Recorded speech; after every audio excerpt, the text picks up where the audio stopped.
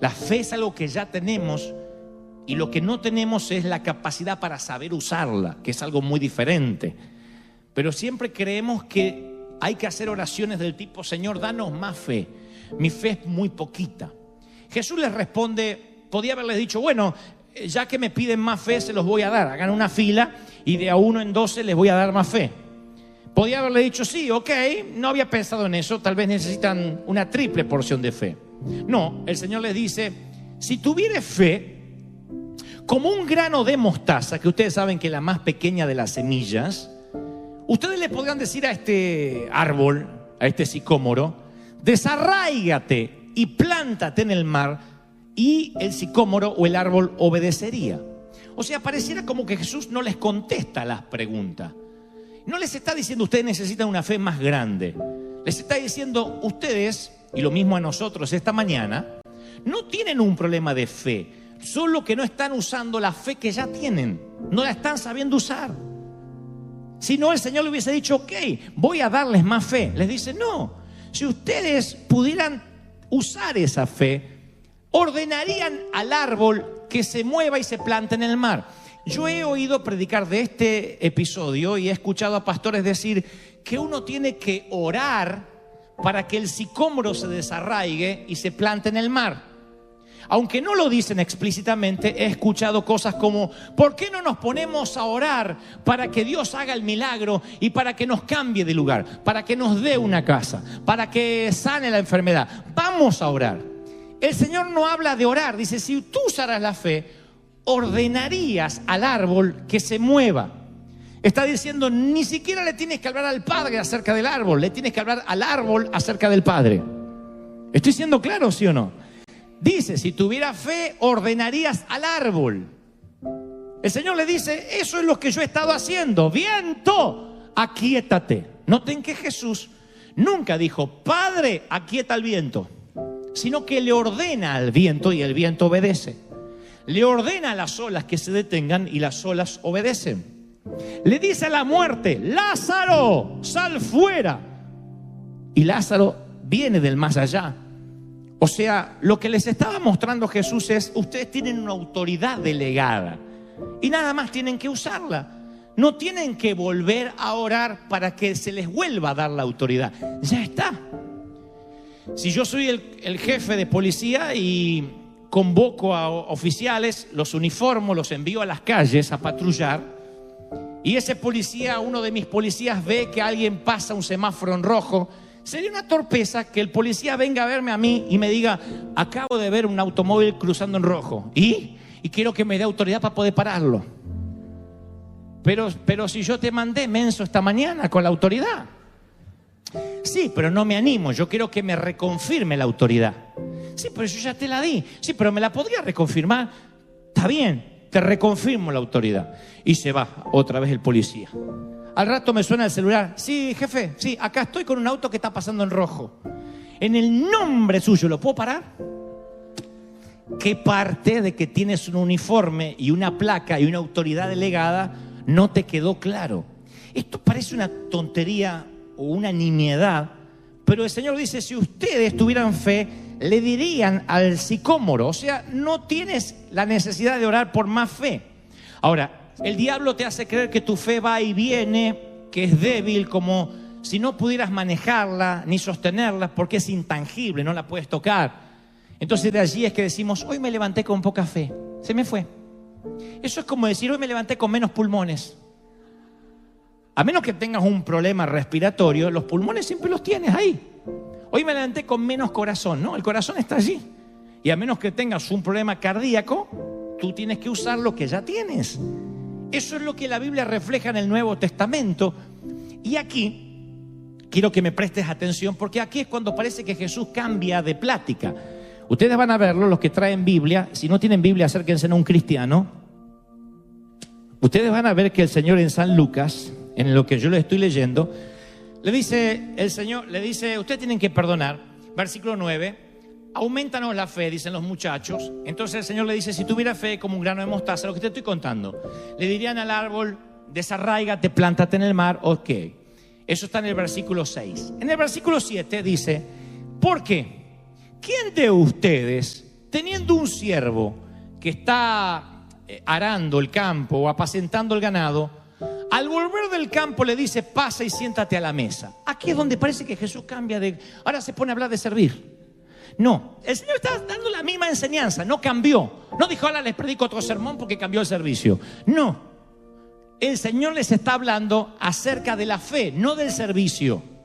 Y yo he oído que muchas veces se usa el deber del siervo, esta parte que el Señor habla de los siervos, para hablar de cómo uno debe servir. Y no está hablando de eso el Señor, sino de la fe, de cómo la fe opera. Dice: ¿quién de ustedes, teniendo un siervo que está en el campo, al volver del campo le dice: siéntate en la mesa?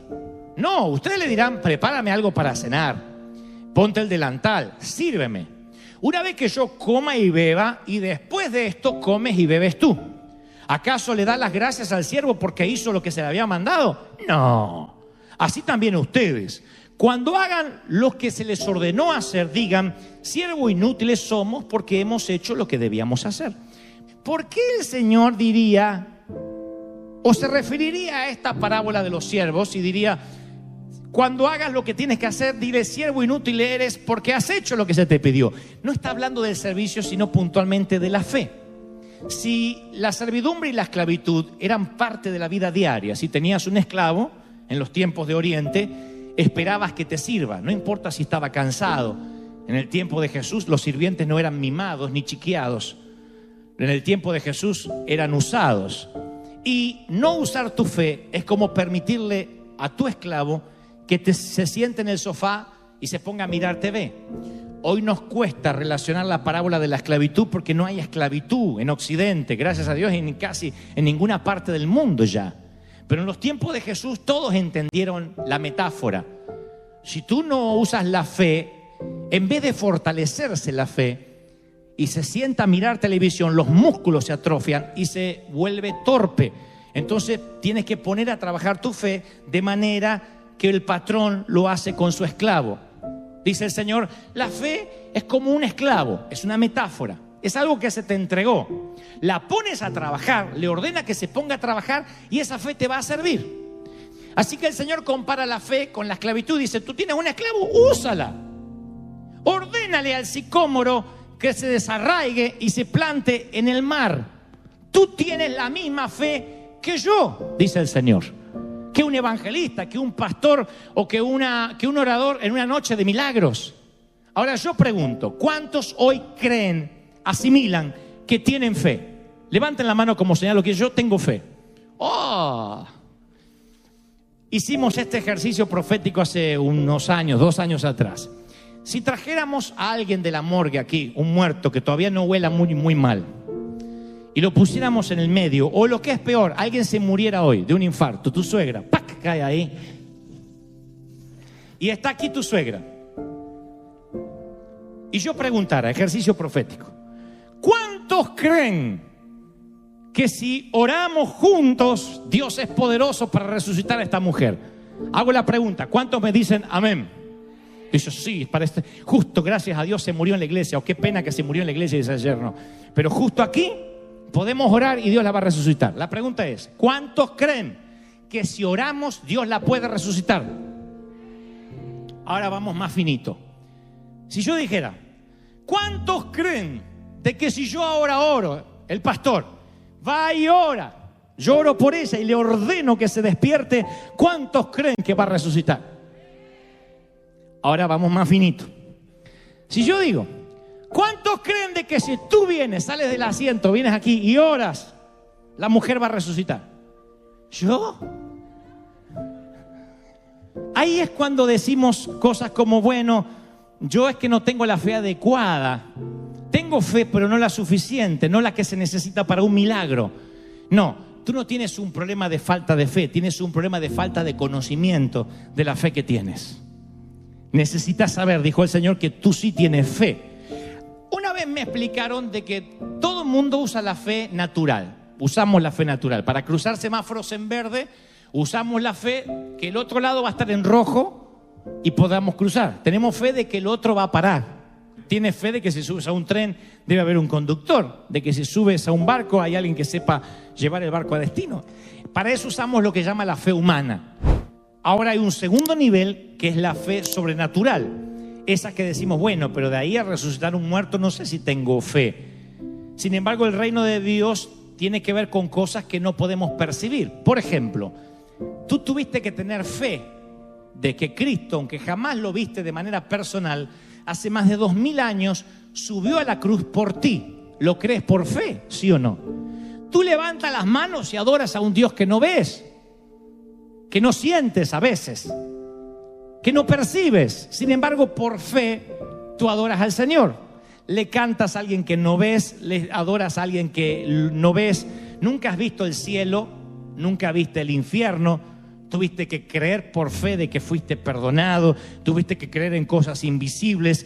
Tuviste que creer que hay dones. Todo lo que hablamos aquí dentro de esta atmósfera es fe. No vemos, no tocamos, no olemos, pero tenemos fe de que Dios es real. ¿Sí o no? Ahora presten atención a esto, porque parece una enseñanza compleja, pero termina siendo explosiva.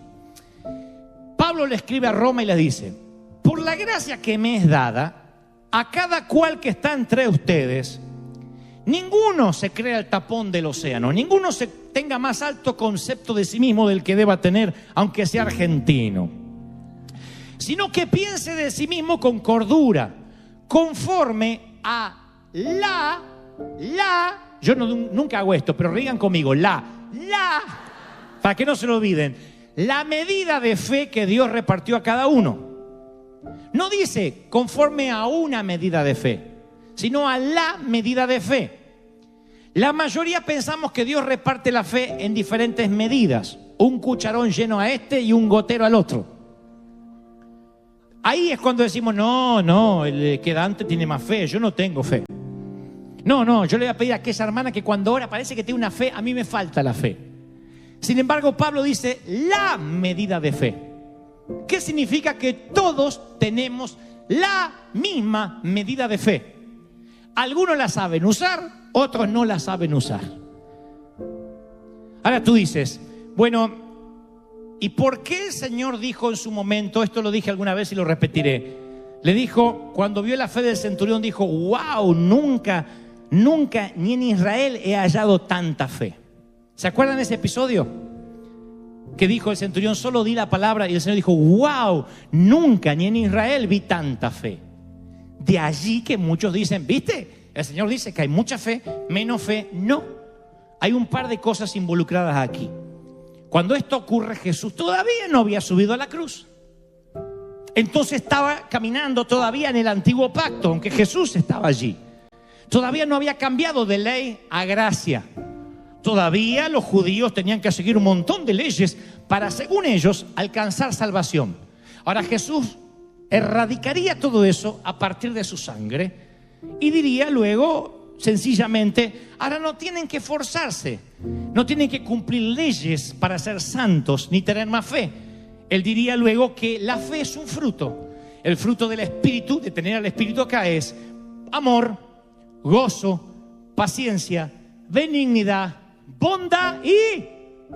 que alguien grite, y es un fruto. Gálatas 5:22 es el fruto del Espíritu. La fe es un fruto. El Espíritu Santo no vivía en los santos en el Antiguo Testamento, pero cuando naces de nuevo recibes la medida de la fe.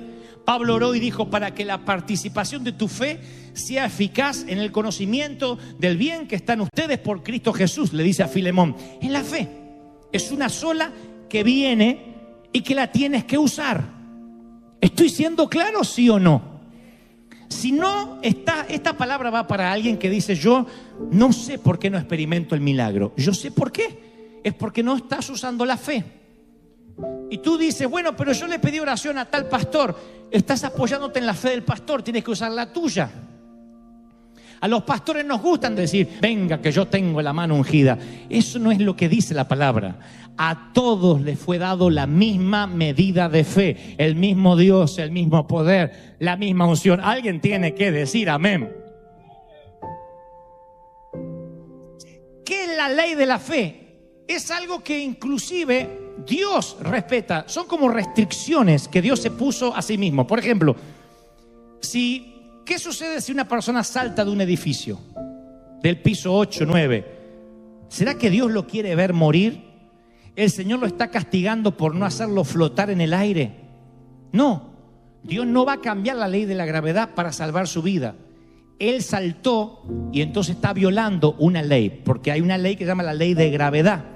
Dios no puede saltar sus propias leyes. Entonces muchas veces, si no te sanas, si no te logras comprar la casa, si no sales de la pobreza, de la esclavitud, no es porque Dios es soberano y quiere que sea pobre, sino porque no estás cumpliendo la ley de la fe o estás violando la ley. No tienes fe, no siembras, no cosechas.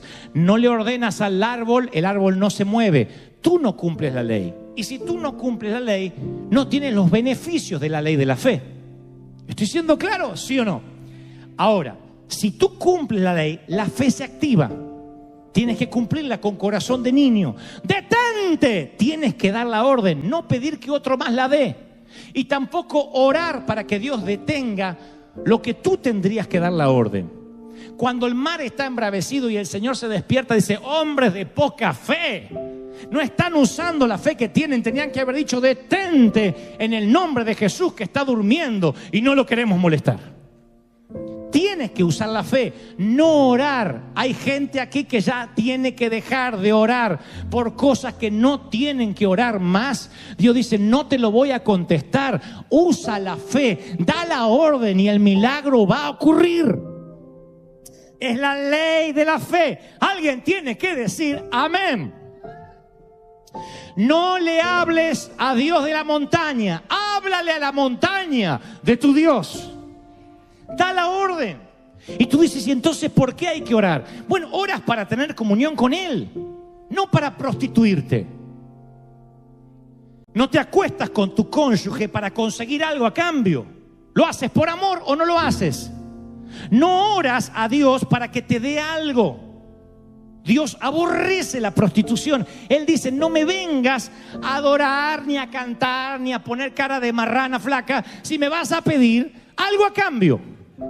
Me adoras por lo que soy. Y tú dices: ¿y qué de mis necesidades? El Padre sabe de qué cosas tenéis necesidad aún antes de que ores. Solo da la orden y el milagro va a ocurrir. Esa es la palabra esta mañana. Solo da la orden. ¡Aleluya!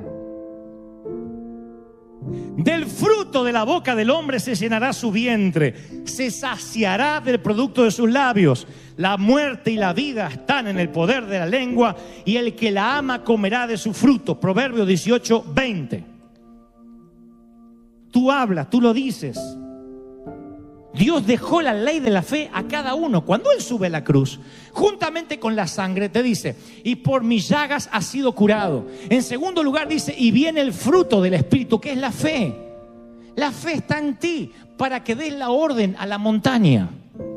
Tú tienes que pararte fuera, literalmente, del edificio donde vas a conseguir empleo y decir: empleo, en el nombre del Señor voy a tomarte ahora y me van a pagar bien. Y entras. Y le hablas al empleo de tu Dios, no a Dios de tu empleo. Dame alguna chambita, Padre. Por favor, para pagar los impuestos, que sea, que me cortan la luz. Dios dice: no, háblale a la montaña, no me hables a mí. Ahí están las montañas, ahí están los sicómoros. Tú tienes que dar la orden. Lo dijimos esta semana con el pastor Daniel en la oficina y él me decía: wow, yo me olvido a veces de ese principio. Es verdad, simplemente hay que dar la orden, hay que decirlo para que ocurra en el ámbito natural.